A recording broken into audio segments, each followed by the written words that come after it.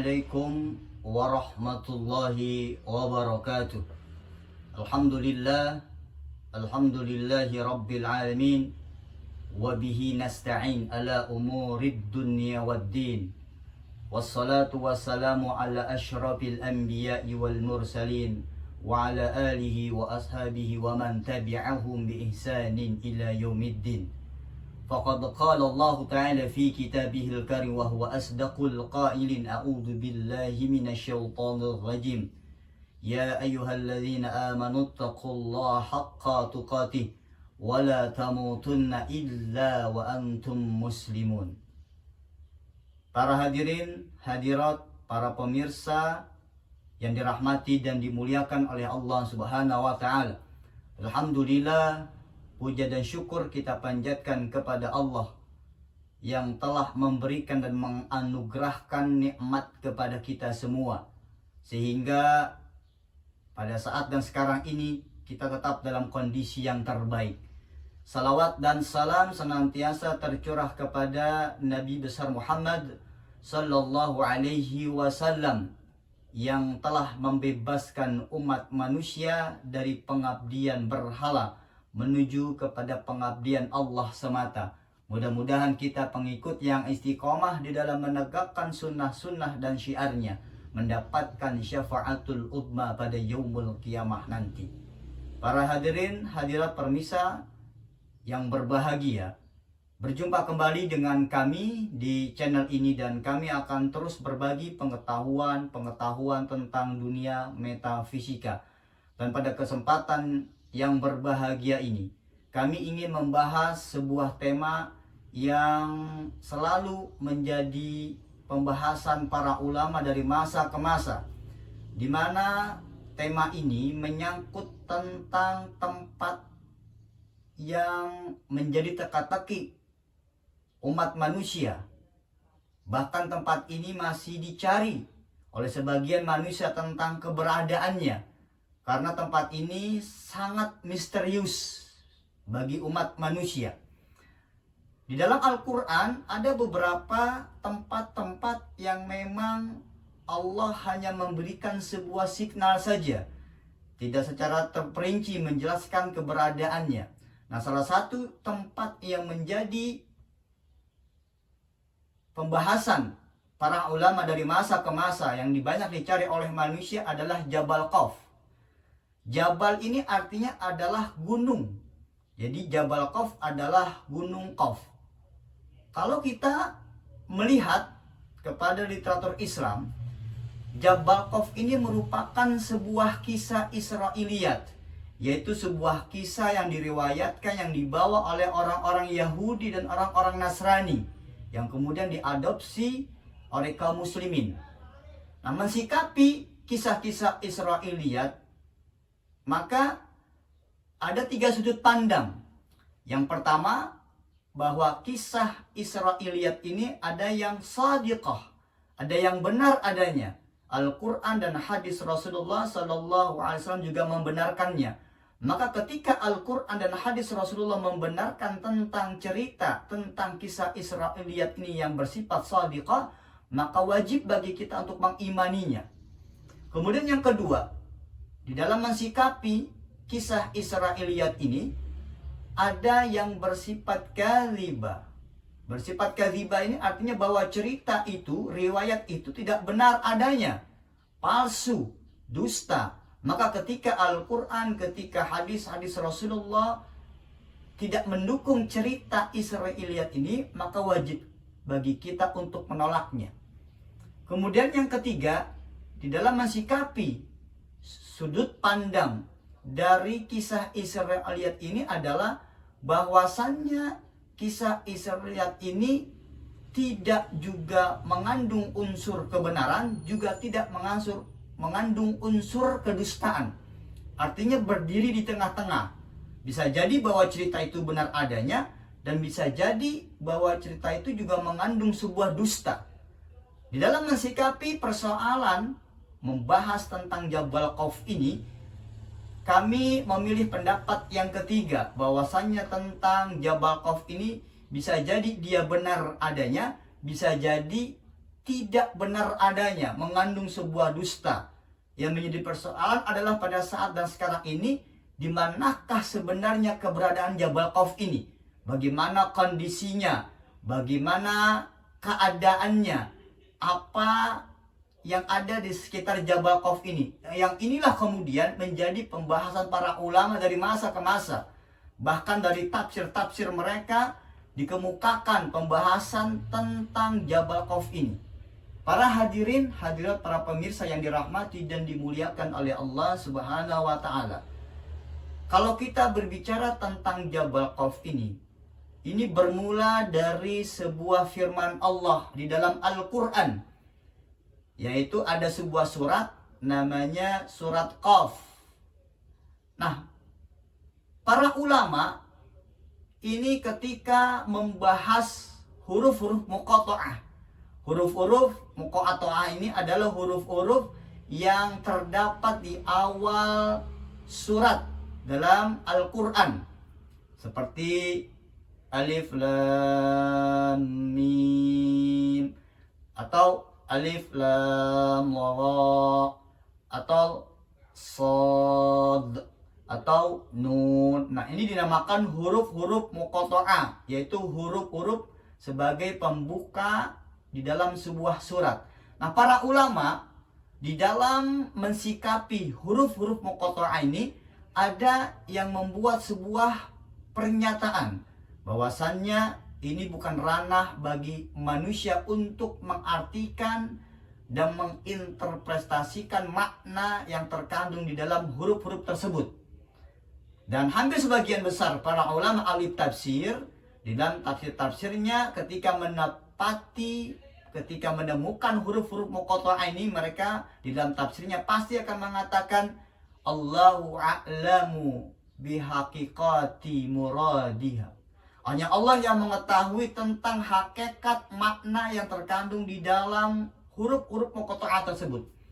Akan tetapi ada juga beberapa ulama yang kemudian coba menggali apa yang terkandung di dalam huruf-huruf muqatta'ah tersebut. Di antaranya adalah sahabat Rasulullah Shallallahu Alaihi Wasallam yang bernama Ibnu Abbas. Ibnu Abbas ini adalah seorang sahabat yang ketika di masa baiknya dia didoakan oleh baginda Rasul Shallallahu Alaihi Wasallam agar dia paham dengan Al-Quran, memahami takwil, makna yang tersembunyi. Nah, ketika membahas tentang Jabal Khawf, Ibnu Abbas di dalam tafsirnya Tanwirul Mikbas, beliau menyebutkan bahwa Jabal Khawf ini adalah Jabalun Azim, adalah sebuah gunung yang besar. Bahkan di dalam kitab tafsir As-Sawi, ini kitab tafsirnya, yaitu Hasyiatu As-Sawi ala Tafsir Al-Jalalain. Ini disebutkan bahwa Jabal Khawf ini adalah huwa jabalun muhaitun bil ardi min zamradatin. Jadi Jabal Khawf ini adalah sebuah gunung yang besar yang mengelilingi luasnya bumi.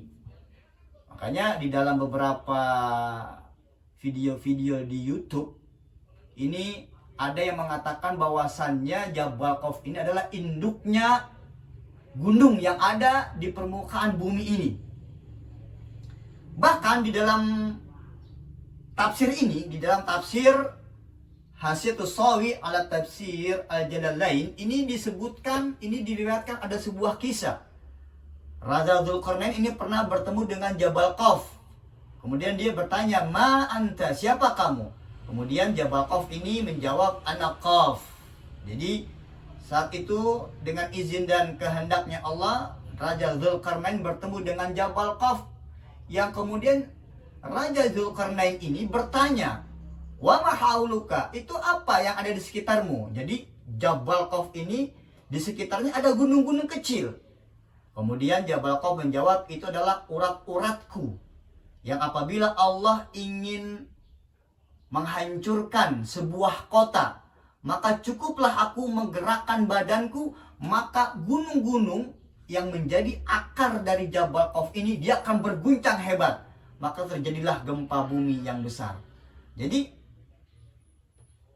Jabal Qaf ini dia mempunyai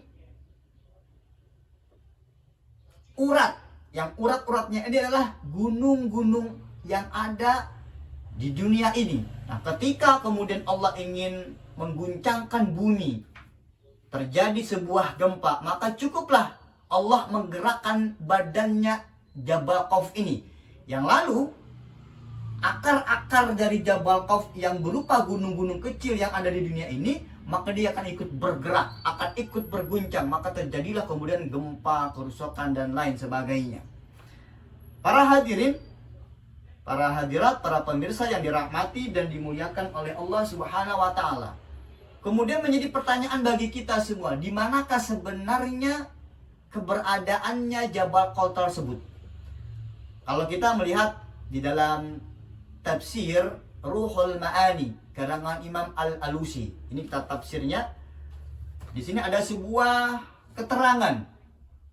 Wa akhraja Ibnu Jarir wa Ibnu Munzir an Ibni Abbas. Jadi riwayat dari Ibnu Jarir, kemudian dari Ibnu Munzir, riwayat dari Ibnu Abbas. Dikatakan qala khalaqallahu ta'ala min wara'i hadhil ardh. Jadi Allah menciptakan di belakang dunia ini, di belakang bumi ini, bahran muhitan biha. Ada sebuah lautan yang mengelilingi luasnya bumi kita ini. Wa min wara'i dzalika jabalan yuqalu lahu Qaf. Nah, kemudian di balik setelah Allah menciptakan bumi, kemudian Allah menciptakan laut yang mengelilingi bumi itu, maka di belakang itu ada sebuah gunung yang dinamakan yuqalu lahu Qaf. Dinamakan dengan gunung atau Jabal Qaf. Nah, dari sinilah kemudian Imam Al-Alusi di dalam tafsirnya Ruhul Ma'ani beliau berpendapat, beliau mengatakan bahwasanya Jabal Qaf ini, Gunung Qaf ini bukanlah gunung nyata. Dia gunung halimun, gunung yang bersifat ghaibiyah, yang tidak tampak, yang tidak dapat dilihat oleh mata manusia biasa. Dia hanya dapat dilihat oleh orang-orang tertentu saja yang Allah kehendaki. Kemungkinan besar para nabi dan para rasulnya, kemudian para wali-wali Allah, para kekasih-kekasih Allah yang batinnya ini sudah mencapai maqam ma'rifat, yang dia memiliki pengetahuan intuisi yang begitu luar biasa sehingga mampu menyingkap rahasia-rahasia Allah. Dan Jabal Qaf ini adalah merupakan rahasianya Allah. Jadi gunung yang merupakan gunung terbesar di dunia ini, gunung yang menjadi induknya semua gunung yang ada di dunia ini, tapi hanya bersifat halimun saja, hanya bersifat ghaibiyah saja, yang tidak tampak dilihat oleh mata biasa, yang hanya mampu dilihat oleh orang-orang tertentu yang Allah kehendaki. Para hadirin, para hadirat, para pemirsa yang dirahmati dan dimuliakan oleh Allah Subhanahu wa taala. Kemudian dilanjutkan keterangan di dalam kitab tafsir As-Sawi ini bahwasannya Gunung Qaf ini min zamradatin khadra'i ihdaratis sama minhu.